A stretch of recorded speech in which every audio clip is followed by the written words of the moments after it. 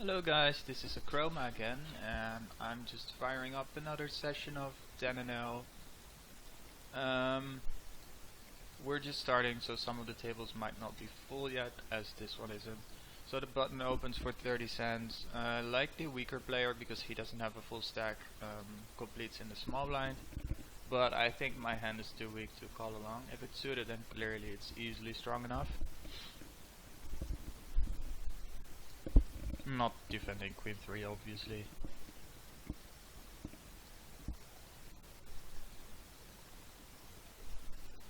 So let's hope this table fills quickly. It's kind of annoying playing short-handed because I'm here to make a 6-max video, not a 3-max. Play is gonna be a little bit different. You'll play a little bit looser than you normally would. So here is someone who seems to be really tight so far. From the few hands that I have on him, opens on the button. So since the sample is pretty small, I'm just gonna assume he's fairly standard, and ace jack offsuit is a clear, easy 3-bet against the button most of the time.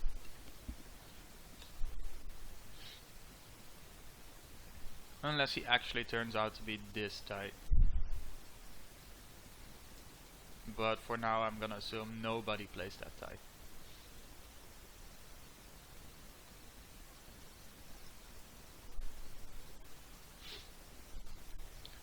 Here we limped along. I don't see any reason to raise because we have a really small ace and he could easily be limping stuff like ace 8. So I don't really want to make sure that I get heads up out of position against someone who could easily be dominating me. That being said, like ace 2 suited clearly is a good hand. On this particular board I don't feel like betting because I'm probably gonna get called in at least one spot, and then I'm just gonna be guessing whether I have the best hand or not. And even if I do have the best hand, they will have a lot of outs against me. So I'm just gonna hope and check it down and win it from there. They both had a better hand, and I don't think either of them would have folded if I'd bet, so I just saved myself some money. If they had bet, I would have folded anyways. So it's not like they saved me money either. So small blind 3-bets. Usually 3-bets versus the button are fairly wide. I used to always defend like any single pocket pair, but I've started folding the really small ones like deuces, 3s and 4s, so I'm gonna do that here, given that I don't have enough information on him whether or not it's worth it to defend a hand like pocket 3s, because they play so bad post flop.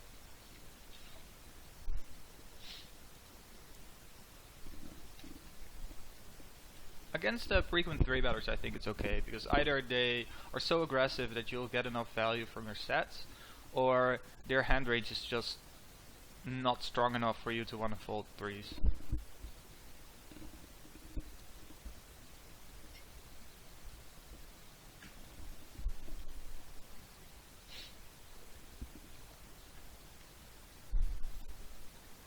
But in this case I think my opponent might not be 3-betting more than like 10%, which is for me kind of not enough to defend 3s. Because they won't always have the nuts and pay you off when you make a set, but they will have a fairly strong range. And that's basically the worst spot you can be in with pocket 3s. Like you either want them to have a really wide range, in which case your pocket 3s might hold up on their own, or you want them to have an extremely tight range, in which case you'll get paid a lot of money when you make a set. Anything in between is annoying.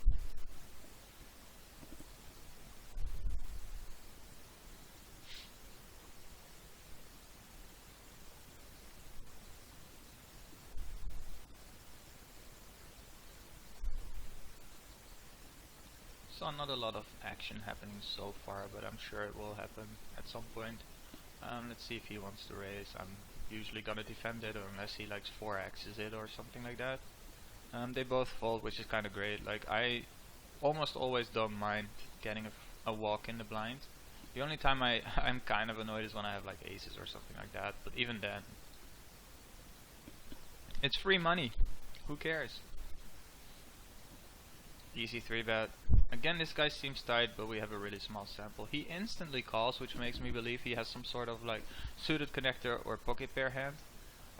This is not the kind of flop I'm looking for, but I am willing to call one street. Because I think he might take a stab, given that I check. But once I call, he probably realizes that I do have something decent, so he's probably not gonna fire again unless he has something that's probably beating Ace King. So he does fire again, and quickly too, so I'm gonna get out of his way.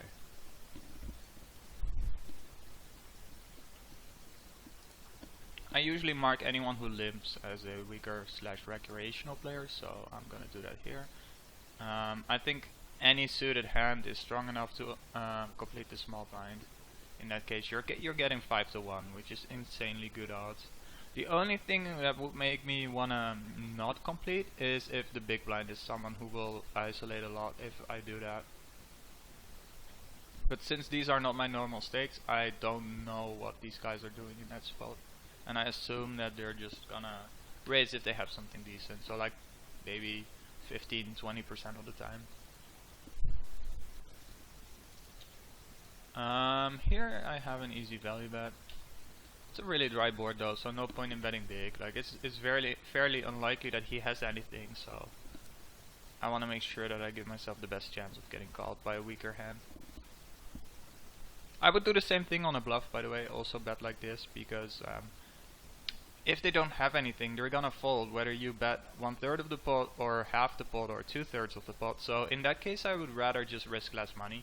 So it works both ways. You risk less when you're bluffing, and you're also encouraging slightly wider range to call you. That seems contradictive, and it is in a little bit of a way, but it's still sort of optimal. It's still better than going the middle route. Oh, that's a pretty good flop. So I isolate a limper who seems really loose so far. He dunks out of me, so you might be tempted to raise here, but I would only do that if I would think that I have some decent fold equity, and I basically think I have very little against this guy, especially on a board like this, which is so draw heavy. So I would rather just take the very cheap shot at making my hand.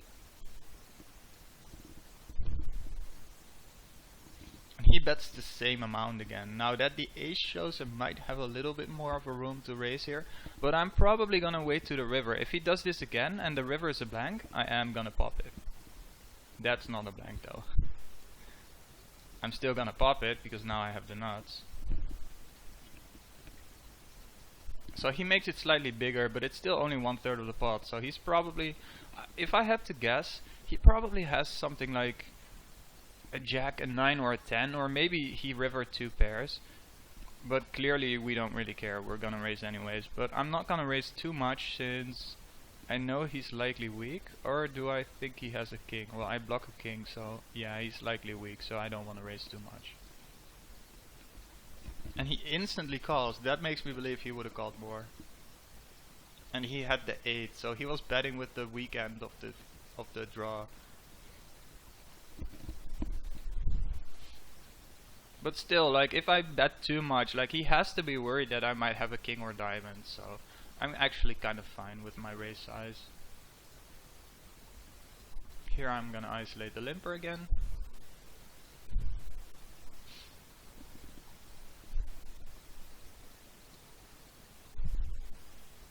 His call, by the way, is clearly not very good.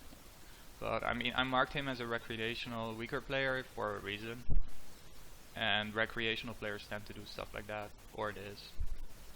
Like, I don't exactly know what happened, but I don't think he should be ending up all in with that hand, no matter what. Yeah, that seems really weird. Okay, so he back raised. This is something to note down. Back raised, which means he called first and then got squeezed and then re-raised. Ace deuce off. So, 3 ways, I'm not gonna take a stab, even though it's a really dry flop. He bets full pot on the turn, which usually means he has something he really likes. What that is, it could be just ace deuce, because he's a weak player probably. So he could just really like ace deuce and be overplaying that, but I mean, I don't beat ace deuce anyways. Or he could just have like 2 pair or 3 of a kind or whatever. We've just seen this guy do some weird stuff and get really aggressive. You might think that's a reason for calling here, but the issue is he's probably gonna keep betting, and I don't feel comfortable calling down with this, even against a guy like that. So I might as well save myself the 20 cents, because I'm gonna end up folding turn.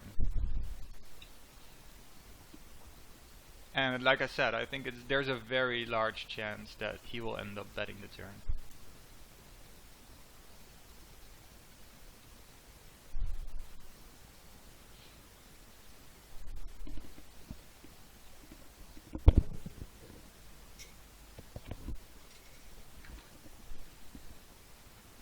Alright, so we're waiting for more hands.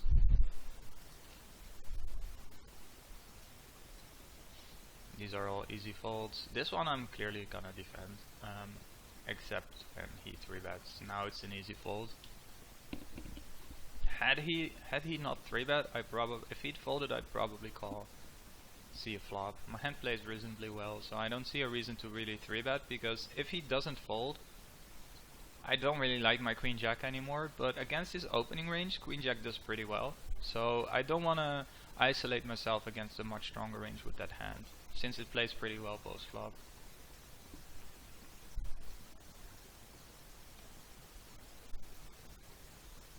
So in this case I'm actually gonna 3-bet the king queen. I'm still gonna squeeze it. It's actually more enticing now since there's more money in the pot. This guy's pretty aggressive and loose so far, which is why he's orange. That usually means an aggressive player. So it makes an even better 3-bet. So this usually means a hand. Like, if he had a hand like aces or kings, he probably wouldn't shove. Especially not instantly. He might think a bit like, should I shove? Should I raise smaller? Should I just call? This guy insta shoves. So his hand is not as strong as it might seem. He's probably actually not hoping I call. He probably hopes I fold. That being said, he could still have a hand like ace queen or even ace king that just doesn't want to see a flop. So other options are pocket pairs, and against a range like that I'm barely like 40% maybe, probably less, and I need better odds to call here to make a 40% shot, so I'm not gonna do that. Actually, what were my exact odds? I'm just basically doing the math in my head real quick, so let's see. So I have a $10 stack, so ignore the fact that this is 11, it's just 10. So this is $10, 11 and a half, 11.85, and I have to call 8.50. So 8.50, divide that by the 8.50 plus the 11.85, and we get that I need about 42% equity. That means I have to win the hand 42% of the time if I call, and like I just said, like I'm struggling to get to 40% probably. How do I know? Well, it's like experience. Against the aces and kings that he could potentially very rarely have, I'm basically drawing that. Against ace king and ace queen I'm about 25% to win, which is clearly way less than I need to win. And against pocket pairs I'm about winning about half the time. So if you mix the 25% and the 50% and figure in the fact that he's probably more likely to have some sort of pocket pair, I'm probably gonna be winning close to 40% of the time, probably slightly less than that. So I think I need to fold. And my judgment, my instincts were pretty spot on that I needed more than 40%, needed to win more than 40% of the time. So again he limps, and I think queen jack offsuit is good enough to isolate him. I tend to isolate pretty wide against limpers because these guys are the weaker players. Those are the ones you want to play against. The more pots you can play against weak players, the more money you're gonna make. Given of course that you're not playing unreasonable hands. Here I'm gonna just make a small c-bet. If he doesn't have a diamond or a pair, he's gonna fold, and I just take it down. I still have some outs clearly. Here I just call because this guy seems aggressive and I want to let him keep bluffing at it. This is a really bad card because he could easily have a 6.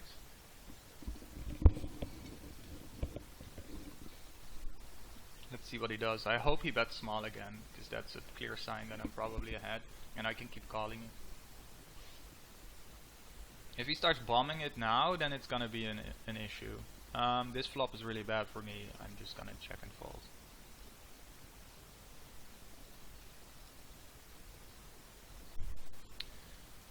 He actually checks behind and I hit a card, so that changes things, and now I'm actually starting to value bet, because I feel like if he had an 8 or a 9, he probably would have bet the flop. So when he calls, I think he likely is looking for some kind of card. So if I bet here, he's likely folding everything that's worse, but he could easily have nothing and take a stab if I check, so I'm gonna check and call. He actually has 7s, okay, that's fine too. So he bets 10 again. 7s make sense, by the way. I would play that the same way if I were him. I'm gonna call and hope he fires a small bet again that I can call.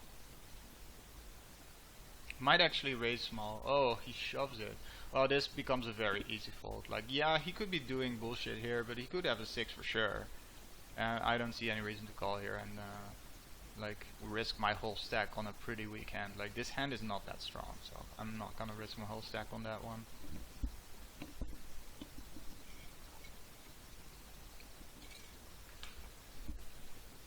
So here I get 3-bet by so far a player that has so far been playing really tight. I'm also out of position, and the 3-bet is pretty large for someone 3-betting in position. So I don't think that I want to call this. Like, my hand is okay. In position I might call. Out of position I think this is too weak. He's too tight. The bet is too large. All factors that make me want to fold.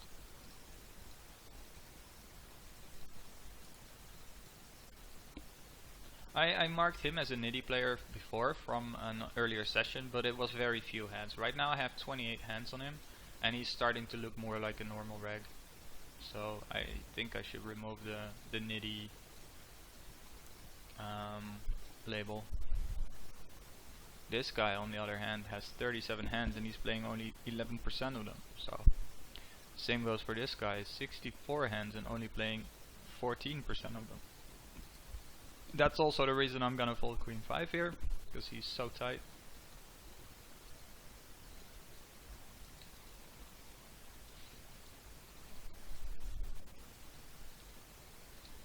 This time he's on the button, and yes, he's tight, but I have a pretty good hand, so I'm gonna 3-bet him anyways. Also have good blockers against kings, queens, ace king. Here I'm gonna value bet small, hope he calls. Pretty dry board, so there's no point in betting larger, basically. Same thing again, also with my bluffs I would also bet fairly small. The only reason I would bet larger is if I had a queen. Or pocket 7s.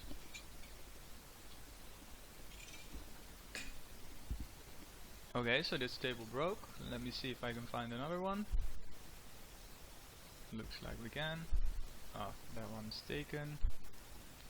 Let's take this one then. I'm not really game selecting right now just because it's a video and I need to have 4 tables up. But keep in mind that you probably should be doing this. Like, you should always try to find good tables. Like, it makes no sense to play on a table full of regular players that are either better than you or equal in skill. Because in the end, the money is gonna come from people who are worse than you. Okay, so he checked behind and I actually hit my card. So the thing is, people are checking back a lot of ace axes these days. I'm still not gonna fold though, because well, one, I can improve, but I wasn't counting on that. I was counting on him checking back and then winning it. So if he checks back now, that's actually a good sign. Like, yeah, I paired up again and now I prefer him to bet, but most of the time I would rather he checks back, and I'm actually just gonna call. I don't see a point in raising. See, that's what I meant. Like, players are gonna check back ace X on these kind of boards these days, and I think that's a good play.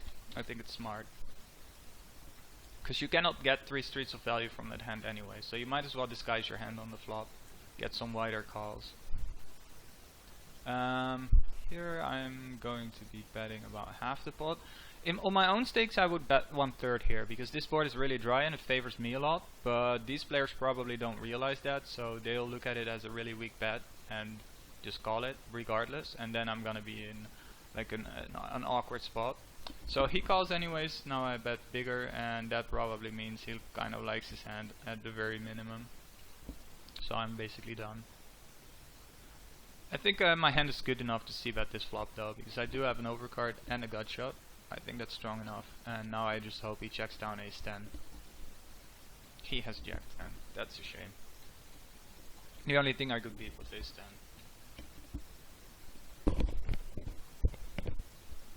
sorry, the only reasonable hand I could beat was ace 10.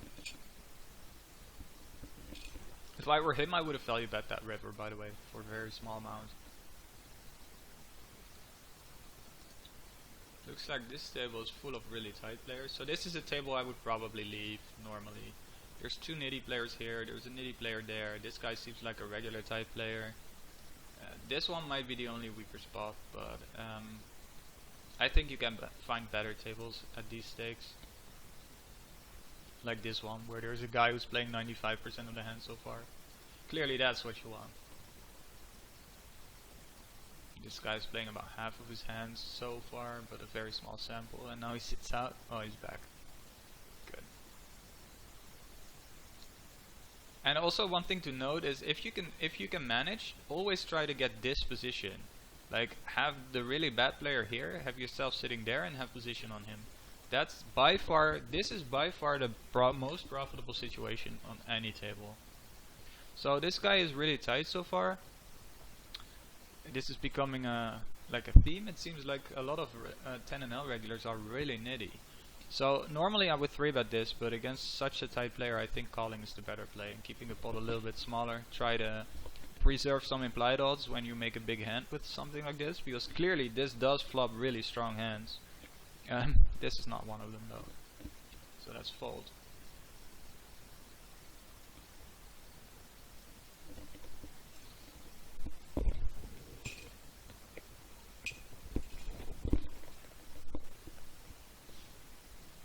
So this guy is really tight. If I get the chance, I'm gonna open that and probably take his blind. That's something I tend to do a lot anyways, like open the small blind against weaker regulars who fold too much. And it seems like at these stakes there's a lot of them. That would also mean that my steal in the small blind would be really, really high on these stakes. Be careful not to overdo it though. Like against a guy like that, you still don't want to open 7 deuce off, because one, that hand is just too weak, and two, it's gonna make it so obvious because you're raising every single time. And even the biggest nitty players are gonna adjust their play at some point. If you are too obvious about it, that is. Like deuce 4, that's just too weak. Here I'm debating whether to call or to 3-bet, but I think my hand plays so well that I would rather just call it and 3-bet something like this in that spot. Because this doesn't play that well multi-way. But it does have good blockers and it's still a pretty good hand, so this is the hand I would use to squeeze there, and this one is much better off calling.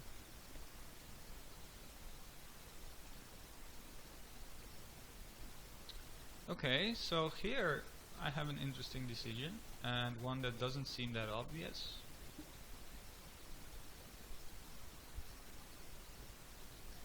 The obvious play to do is fold, but this guy, well, I don't know anything about him, so let's just make the obvious play, the one that we know is solid.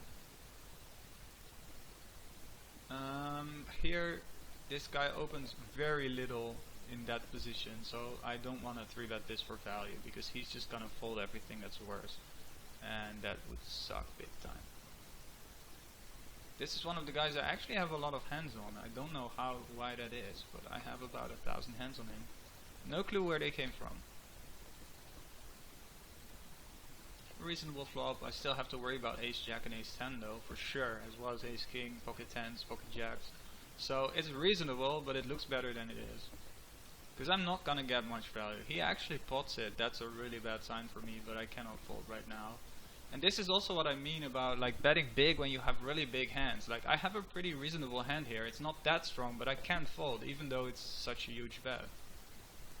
Because I just have too much going for me right now.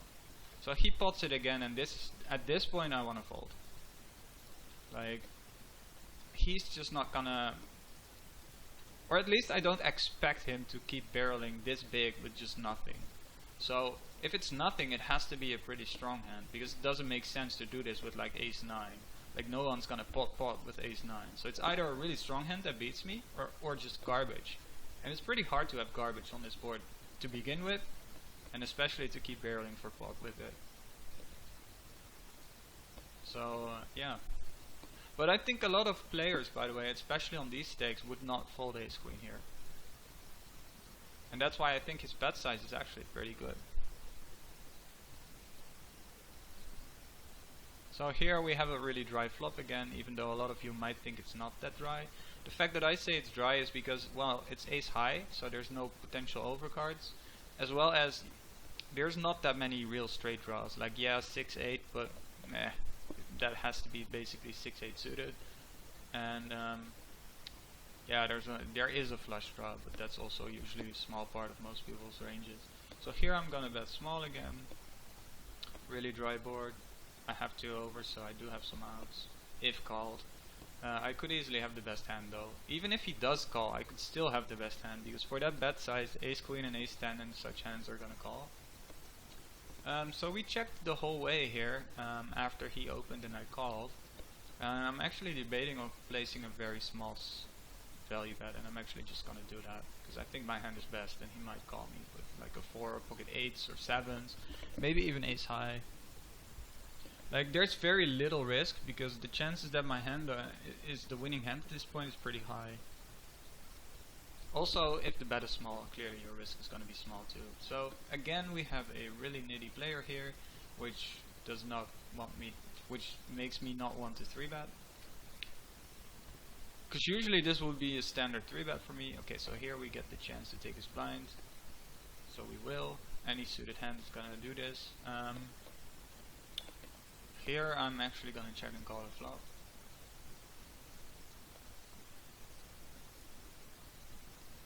See what he does on the turn. If he bets again, I'm folding. But he realizes that I probably do have something. Like, a lot of people will take a stab just because I raise pre-flop and then check the flop. But this is pretty horrible, and now I'm gonna have to fold probably. Okay, so we have to think about this. What could he have here? He could have missed diamonds. And you might say, well, he could have missed diamonds with a king, but a king isn't gonna bet because he's scared. He probably thinks he won't get paid off with via weaker hand if he has a king. So he basically has to have a jack here, or I have the winning hand. Would he bet again on the turn with the jack? Probably. So I think I'm actually gonna make a hero call here, because for me it doesn't make sense for him to have anything. So I think he might have like ace 8 or something. Or 4-7. See, this is what I mean. Like, his line with anything value makes no sense. It absolutely makes no sense. So I'm gonna make the hero call there and just call him off. I didn't expect to see 7-4 suited, to be honest, because this guy's a nit, so I expect him to fold that pre-flop. But I do expect him to have something like ace 8 or 7-6 suited or something like that. But his bet just makes no sense. The only way it makes sense is if he has the straight, but then he would probably have bet the turn.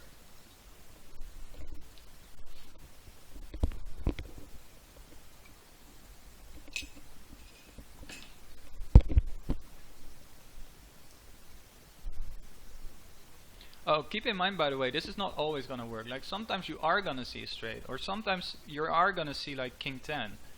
But I think the majority of the time you're gonna see something like this, and it's worth calling there. Even though it takes some balls and a lot of determination to make that call. And sometimes, like I said, you're gonna be shown wrong, and then it might feel like you made the wrong call. But if your analysis is right, try to stick to your instincts.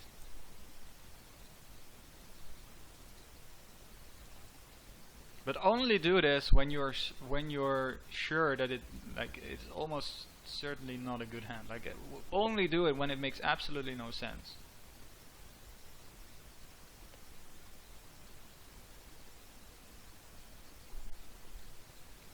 Yeah, here I'm just gonna give up. This is actually a card I can represent if he checks again. But the issue is, if he has like a queen, he actually bets out. That's kind of strange. That would suggest he has a flush, but he could easily have a flush, so I'm gonna give him the benefit of the doubt here. Like, that's the difference. In this hand, this guy couldn't really have a straight. He was representing a straight and a straight only, but he couldn't really have it, so that means he's probably bluffing. But this guy could easily have that flush that he's representing, the way he played it. Once again, gonna make the small c-bet. If he's got nothing, he's gonna fold anyways. Okay, so he check raises. And I mean, that's just a cue to get out. Does that mean he has a 6? No, not necessarily. Just means that he either doesn't believe me or he has an ace and thinks it's good enough, rightly so, or he thinks, or he has a 6. So this is a fairly large 3-bet, although it's become pretty standard button versus, for a big blind versus this kind of button open raise, the 20 cents. This guy so far has been fairly tight, so I'm not gonna defend this hand, it's just too weak. Here I'm actually gonna check back because I have a lot of showdown value. The only issue is that there's a lot of bad turn cards, so actually I'm gonna change my mind and make a c-bet, because I do probably have the best hand and I want to protect it somewhat. If there were no draws there, like if the 9 is a 6 instead of a 9, I probably check back.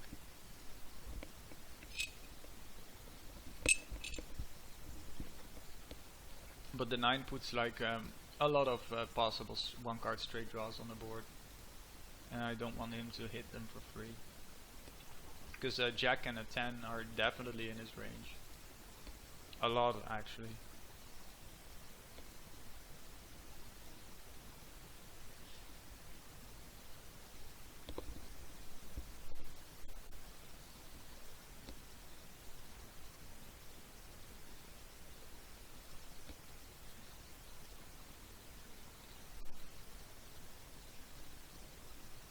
Let's see.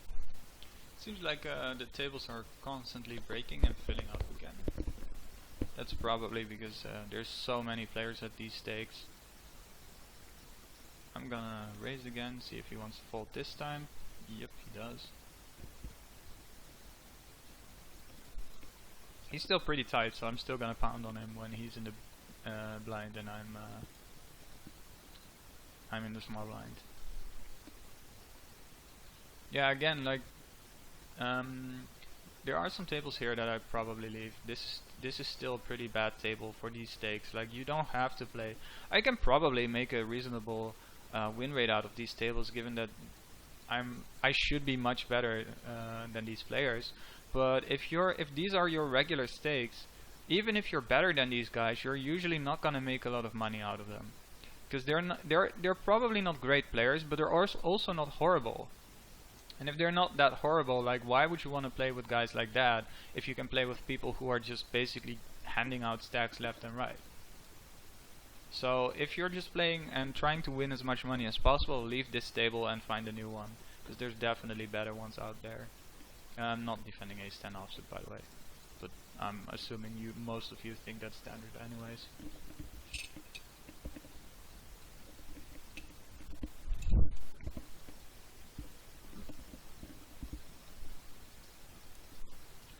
So he min raises. I think that's a good spot to actually flat and see a flop with good implied odds. This same guy 3-bets me again. Now I'm actually gonna test him. I think the last time he also 3-bet me against the button. Let me check. Yes. So 3 times I opened on the button and 2 times he actually went for it. So I'm gonna test him with a hand that has some decent blockers. Don't overdo this. Like, do this very sparsely. And this time it worked. And it's not always gonna work. Even if he is doing some stupid stuff, that doesn't mean he's gonna fall to a 4-bet. So don't overdo it. Use it sparsely. This guy checks again. Earlier we saw him check with an ace, so he could be doing that again. I think he bet bigger on the turn though when he did. So I'm actually gonna call again. Also because I have 8s. I hope he folds, because that would be annoying. Okay, so now he should be checking and I will check back. If he bets, I'm gonna fold.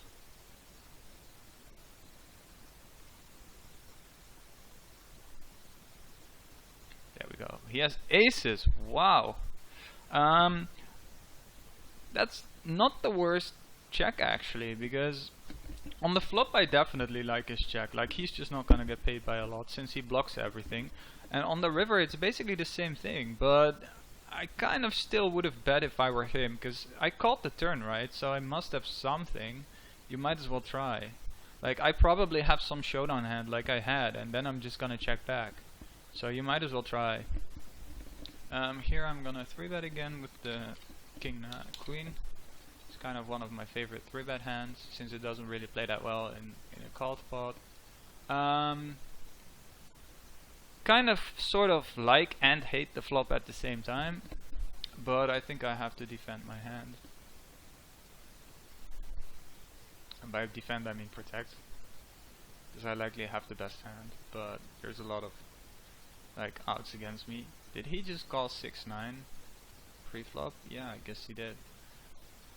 That must be one of those 9-6 suited is my favorite hand type stuff.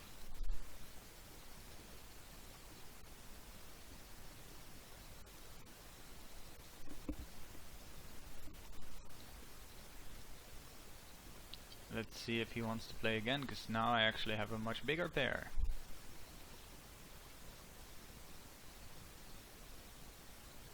Yeah, I was afraid he was gonna do that. It sucks. Not because I don't like I'm afraid of his 3-bet, but now I'm basically forced to 4-bet and push him out, because I don't want to cold call here and have him call 2 and see a flop 3 ways with a pair that's really strong, but still very vulnerable.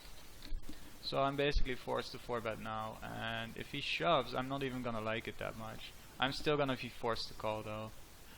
Here I am gonna 3-bet the ace queen, because this guy seems fairly laggish, and he should be defending some hands that are much worse than ace queen. Or not that he should, but he probably will. And if he folds, that's fine too. Like, I pick up the pot with 0 risk. Well, I'm risking money, of course, when I 3-bet, but given that he folds, I have 0 risk after that. So he might play back at me now, because I have 3-bet him, or raised him 3 times in a row. And I'm actually gonna play this somewhat tricky. I'm actually just gonna call him down.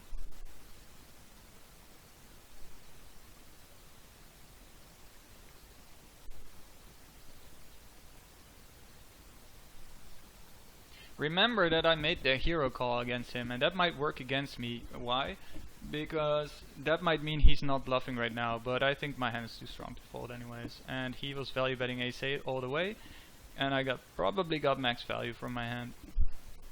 And he did this probably because I made that check call with the 10, because he figured he's willing to call down with a pair that's weaker than top pair. So now he goes and okay, then my ace-8, since he checks, it's probably good enough for 3 streets.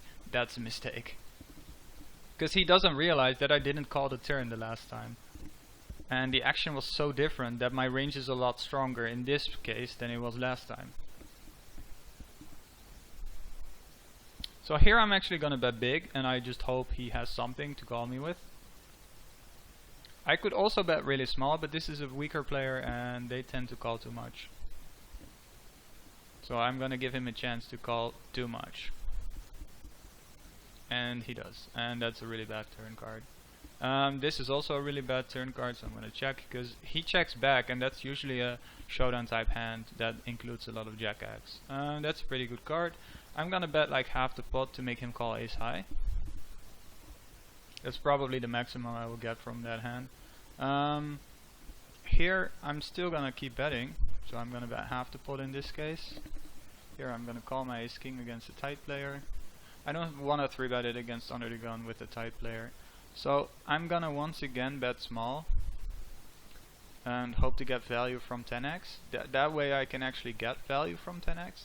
Also I keep the bet smaller should he have like an ace. Which he does, and he doesn't even raise me. See, that's also one of the reasons I bet. Like, if he raises, I know he just has me beat. But even I would have expected him to raise ace king, by the way. So here I called him, and the big blind also called, but I probably have the best hand. I want to protect that and get some value. If he starts calling me down, that's a good sign, because that means he likely has like ace queen. This guy calling is a little bit less fun, because he could easily have ace 10 or ace 8 or even pocket pair that makes a set here. He could have a flush draw too. He could have 9-7 that just made a straight, but it's not enough to deter me from betting again. Like, I want to protect my hand and get value. There's still plenty that can call.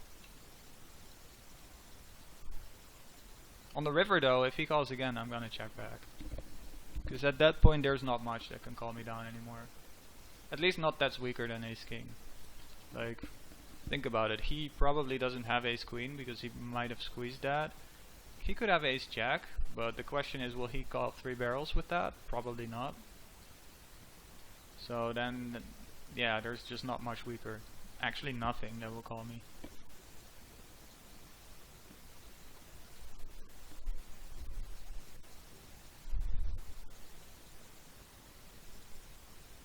Here against 2 players, I'm just gonna open any 2 suited. This is clearly an open 2.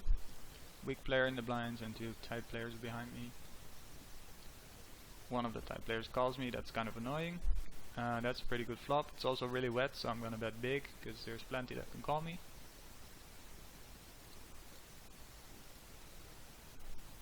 And I clearly have a really strong hand. Like, if he has ace queen, he's not folding that flop, even if I bet more than 1 time the pot. Pretty good flop for me. I get 3-bet again. Same guy again that I 4-bet last time. So this time I'm gonna fold, because I don't want to overdo it. Here I'm actually gonna check back to disguise my hand a bit, because he probably doesn't have anything, and if I bet he's just likely gonna fold. And I kind of want him to maybe catch a king in this case.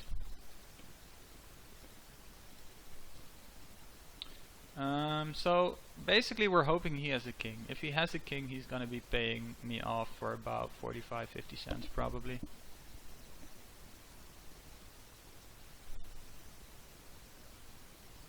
He's thinking about it, so this is about the right bet size. Like, if he insta calls, it's probably too small. If he insta folds, it's probably too, or he has nothing, or it's too much. But yeah, he ends up folding, which is a shame. You might think, well, there's still a flush possible, yeah, but it's pretty unlikely that he has it. So my hand feels like the nuts, and I'm just gonna assume that I have the best hand 100% of the time there, or 99.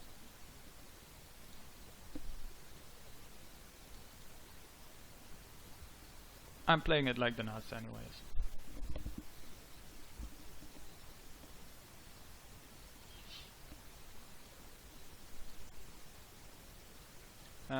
So I've opened a lot against this guy, and I'm gonna give him a break now, because he probably is starting to notice that I'm opening a lot of small blinds. And that hand is so weak that I really don't wanna get 3-bet.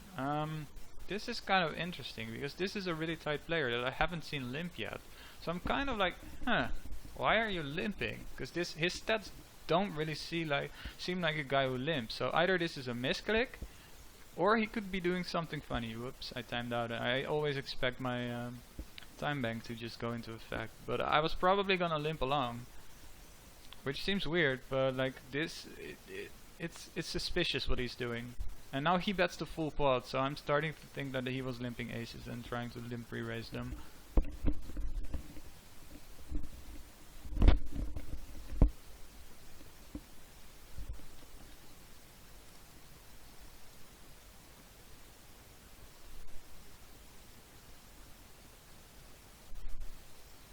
Yeah, pretty tight player, but he seems to open fairly wide.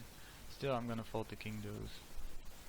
Here, small bet. I don't have anything. I'm just gonna take a very small stab at the pot, see if he wants to fold. Like, this is pretty dry again.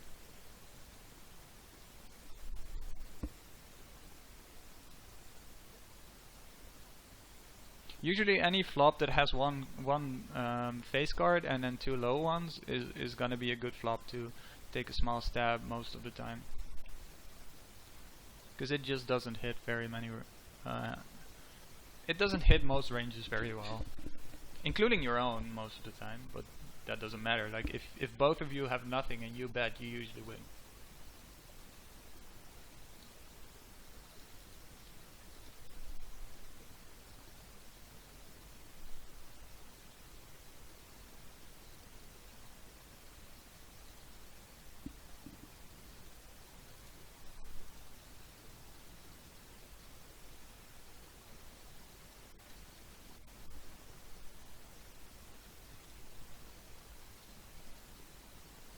I was gonna fold this for the same reason last time I folded the 8 deuce. Like, I want to kind of give him a break right now and start pounding on him again later. I want to be raising about 60% of the time and just pick the 60% of the best hands, maybe slightly less than that. So this guy has been raising a lot of buttons. So I'm actually gonna make the squeeze here.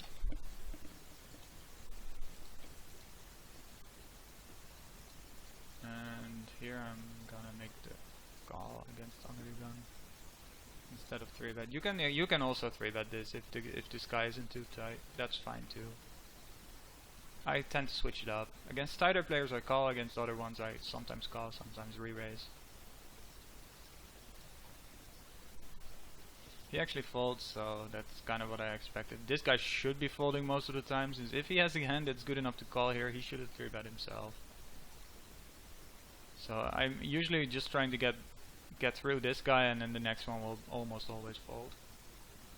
Against 2 players, am I? So he doesn't have much. This guy we don't know much about, so I'm just gonna check back. This flop is not the best for me. So this time I'm gonna give up. Why? Well, I've just called him down twice after checking the flop as the pre-flop raiser. At some point he must realize I'm not just gonna take it away. So this time he should actually have something. That doesn't mean he does. Like, he might just be so bad that he doesn't realize this. But this time I'm gonna give up. Also because I just don't have anything.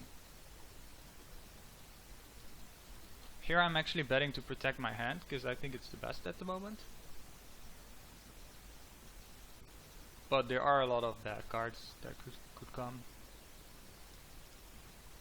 So I'm sort of betting for value, sort of protecting my hand. I don't mind if they both fold. I also don't mind if one of them calls. I prefer if not both of them call though. That's not the worst card, it's almost a blank. Because if he had a 5, he was already beating me. I don't think he has a flush. So this is kind of interesting, and I'm tempted to call again because his bet doesn't really make sense. Like, if he had a flush draw, why didn't he bet the turn? He could have a 5. So that's the one thing I think he could be value betting here, a 5. But his bet size is pretty small, so I'm gonna make a hero call again. He does have the 5, okay. So that happens sometimes. Like I said, he could have a 5.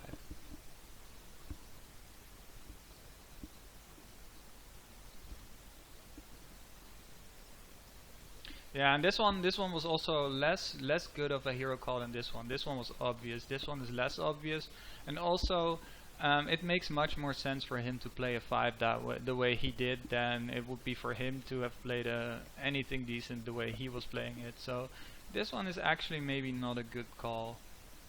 And I'm not saying that because of the result, like, because I expect him to have a 5 sometimes, like I mentioned before I made the call. But I still think that he's actually far more likely to have a 5 than I gave him credit for before I made the call. So I think this call was definitely worse than the call I made earlier.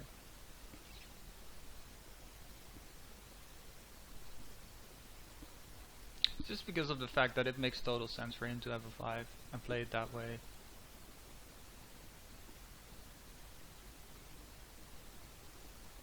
So yeah, that's probably a minor mistake. I should have considered that fact, that it actually makes total sense for him to have the hand he's representing. Or sorry, have one of the hands that are fairly strong. Like, he's representing sort of a flush, but I know he doesn't have that. Or he's representing a strong hand, which could be a 5. Here I'm actually gonna go ahead and make the raise, and if he re-raises me, I'm gonna put all the money in, whether he ships it or I do. And that's because his stack size is just small. The smaller the stack size, the weaker the hand you're supposed to commit pre-flop with. And his stack is such that ace-king is strong enough to commit. And he has pocket 9s that we flip. Okay. Queen? Queen. Nope. Never lucky.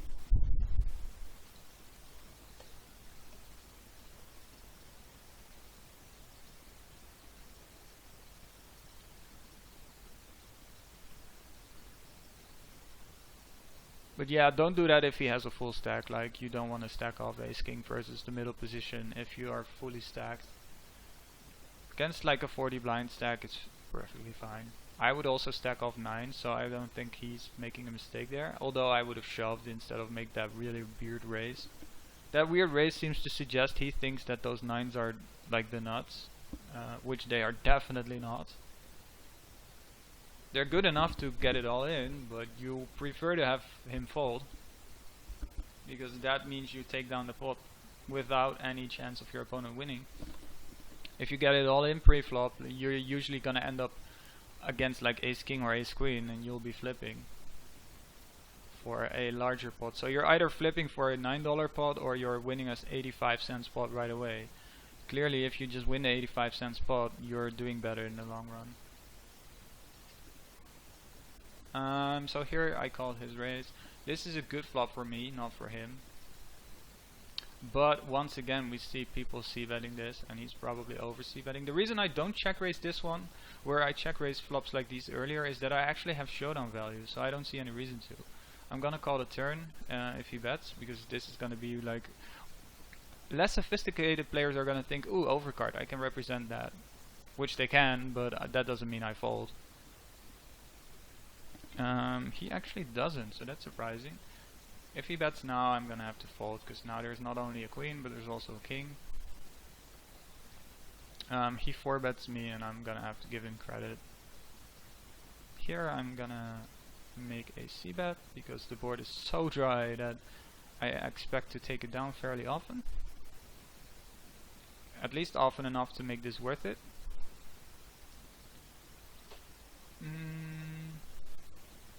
Should I be... yeah, I'm gonna 3-bet this guy because he's opening a lot of buttons so far. And my hand isn't that bad. I'm actually gonna fire again because I picked up some additional outs. Also, this is an overcard, so pocket 6s and such are gonna have an even tougher time calling.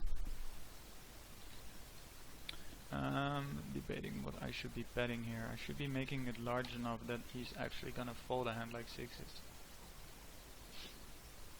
So I make a big bet, which I would also make if I really had a strong hand. So here the question is, can we draw to a straight? So we're about 9-1 against making the straight, which means we should make about 9 times this 125.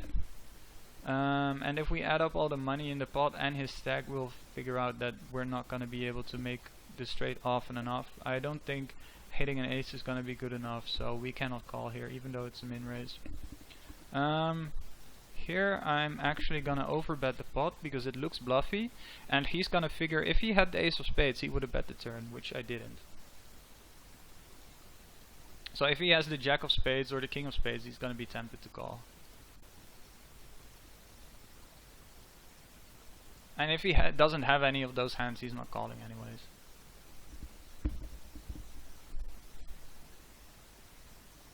Yeah, I'm gonna take a stab here. I mean, I do actually have a pair, so this is probably the best hand anyways. So I'm kind of not really taking a stab, I'm actually value betting. And here I'm protecting my hand mostly. Not really value betting anymore, and that's a really bad card. Check back, hope I win. And we split, so he had a deuce too, but it's slightly higher kicker. So here I'm gonna protect my hand, and at the same time sort of bet for value. He could easily have jacks or 10s, so I'm probably just checking back, hoping I can win it at showdown. Here we're gonna take a stab again. He bets, and that probably means he's got something better than me. Like, he's not betting ace high here, he's not betting 6s. He 3-bets me, so he's probably fed up with me just taking his blind all the time. Or he just has a hand. Here I'm gonna check call once. Give up on river.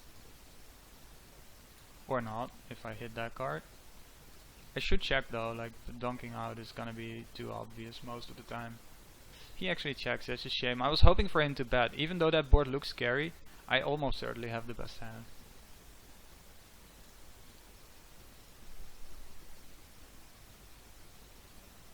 And he had king queen. If I'd known he had king queen, I would have donked out, because he's probably calling me. And I would have bet fairly small too, like 40% of the pot or something like that. This guy's no longer in it. He's actually opening a lot of pots, so I should be 3-betting him fairly wide. But ace 4 offsuit is just, that's too much. Don't want to go there.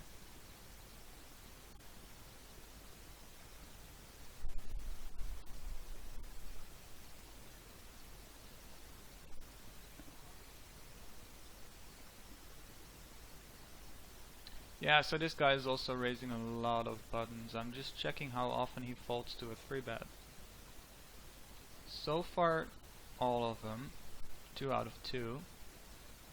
And they were both by me, so I'm gonna take a break here, because at some point he's gonna get suspicious.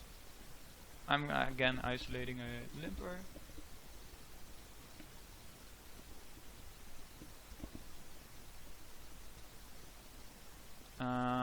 This is not necessarily a good flop, because yes, I raise pre-flop, so I could easily have an ace. But since they're 2, they're less likely to believe me, and also a hand like pocket 4s is far more likely to call now. That's a good card, a really good card. And I'm gonna value bet it pretty small, because I'm hoping for a hand like pocket 4s to call me. So I cannot bet large, because then pocket 4s is just gonna fold. And by pocket 4s I just mean anything that's weaker than a jack, basically. Like any pair that's weaker than jacks. So he limps, clear, raise for value.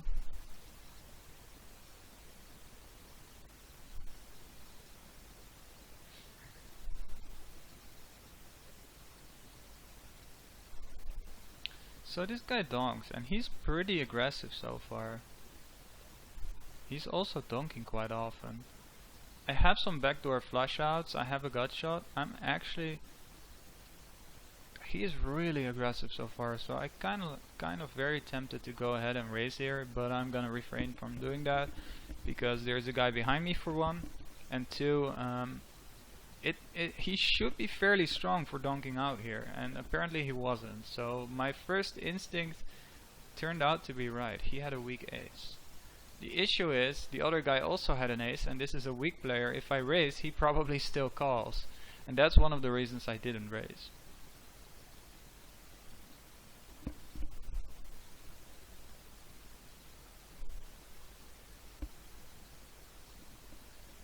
Definitely opening if I get the chance, but he's before me. This guy seems to be all over the place. Like, he's definitely getting out of line.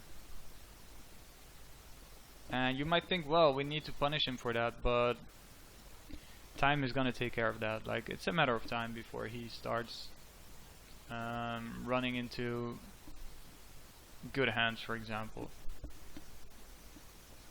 Like, when someone gets out of line, you really don't have to do much.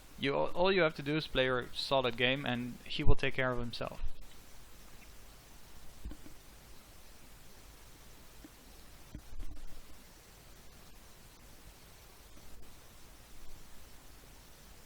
And there he goes again. Yeah, I'm actually gonna call. I mean, this guy is willing to put in a lot of money with a lot of hands, so that's pretty good if you have a pocket pair, because then if you do make a set, you're more likely to get paid. Usually I would probably fold in this situation, this being one of the reasons why. Like, people can squeeze behind you. But these guys are all pretty passive, so I thought chances of that happening weren't that large. He probably just had something good. Here I'm gonna make a small c-bet again. No need to bet bigger. See, he folds anyways. This is a really bad board for me. That's a good river. He bets 10 cents, and I'm actually very tempted to call it. He could clearly have a better hand, but I'm getting 3-1. Yeah, I'm calling. I'm fine with that.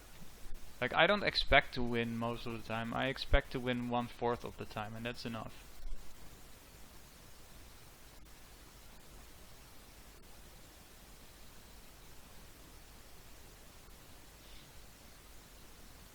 So here I'm gonna bet fairly large, because I have an overpair and there's a lot of hands that can call me on a board like that.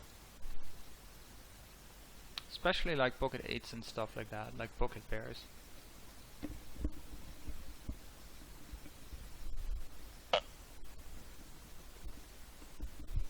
Okay, so I'm actually gonna end this session when I get to the blinds for any of these hands.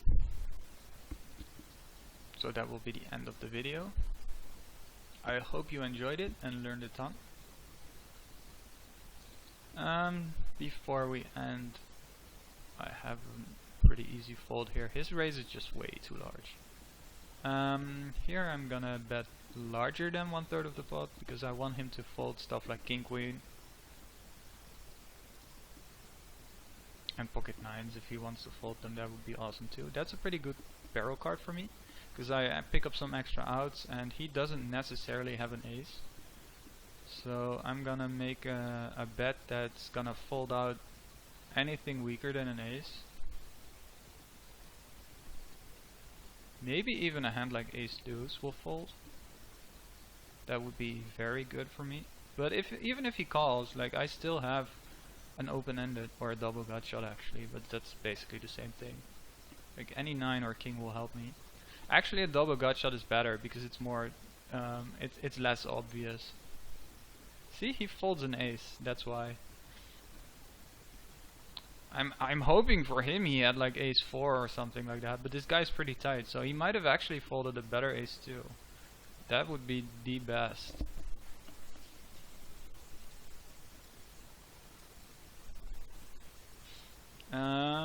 So this guy limps and then min re-raises, but he only has a $1 stack, so I'm actually gonna put him all in here. And then hope to force him out, create some dead money.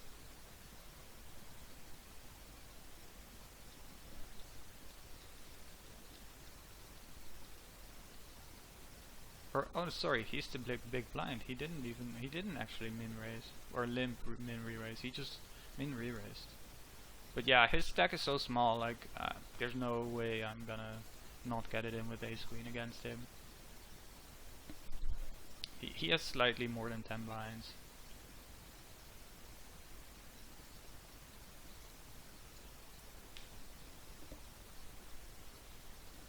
So he raises and I'm once again gonna pop it. I'm getting it all in if he re-raises. Especially since I just re-raised the last hand. But also ace king small blind versus button for me is just a standard stack off. We pick up ace queen once again. And this is gonna be the last hand of the video.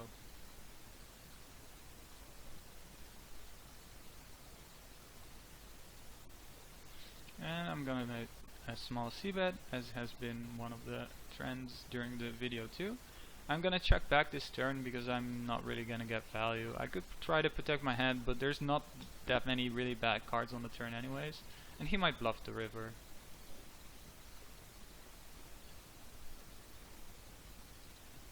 Basically keeping his range wider this way. I'm not gonna try and bet for value because only an ace is gonna call me. Like if that wasn't a 7, if that were an 8 for example, even though he would have paired it, I might have value bet that one. Because I don't know he has ace 8 obviously, but I think there's a decent chance he has ace high, and with ace queen I'm probably better than his ace.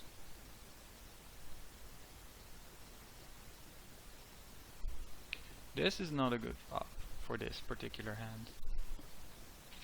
Just gonna check it back.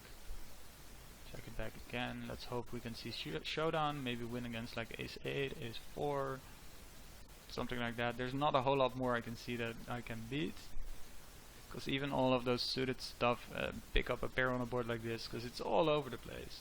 So I'm just gonna fold. Like he basically has to have a hand that's better than me. Alright, since the guy is set down there, it's gonna be one more hand. And that's it for now. I hope you guys enjoyed it, and see you next time.